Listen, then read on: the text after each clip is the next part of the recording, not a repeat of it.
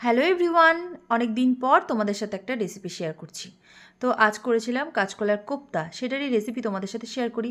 তো কাঁচকলা আর আলু দেখো আমি সামান্য জল আর লবণ দিয়ে সিদ্ধ করে নিয়েছি। তারপরে দেখো মিক্সচারের বাটির মধ্যে আদা আর কাঁচা লঙ্কা আর জিরে আর ধনেটা একটু ভেজে দিয়ে আমি পেস্ট করে রেখেছি। এরপর দেখো এর মধ্যে আমি কাঁচকলাটা মানে ভালো করে আর কি আলুটা মাখিয়ে নেব।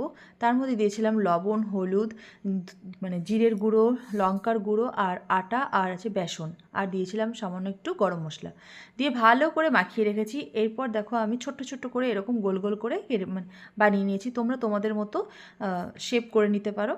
তো আর হ্যাঁ, এতদিন আমি কোনো তোমাদের সাথে ভিডিও শেয়ার করতে পারিনি, অন্য একটা কারণ আছে, তোমাদের সাথে পরে সেটা শেয়ার করব। তারপরে দেখো ওই তেলের মধ্যেই আমি গোটা গরম মশলা, শুকনো লঙ্কা, তোমার তেজপাতা আর জিরে ফোড়ন দিয়ে দিলাম। তারপরে দিয়ে দিয়েছিলাম টমেটো কুচি, দিয়ে বাটা মশলাটা দিয়ে হলুদ, লবণ, জিরে আর লঙ্কার গুঁড়ো দিয়ে ভালো করে কষিয়ে দিয়ে দিয়েছিলাম চিনি। তারপরে দিয়ে দিলাম জল। জলটা যখন টকবক করে ফুটে উঠেছিল, সেই কোপ্তাগুলো আমি জলের মধ্যে দিয়ে ভালো করে দেখো ধনেপাতা আর আছে গরম মশলা ছড়িয়ে দিয়েছি। আর নামানোর আগে একটু তোমার ঘি ছড়িয়ে দিয়েছিলাম। খেতে কিন্তু সত্যি কথা বলতে দুর্দান্ত হয়েছিল। একবার হলেও তোমরা বাড়িতে ট্রাই করো, খুবই ভালো লাগবে। আর আমার রেসিপিটা কেমন লাগলো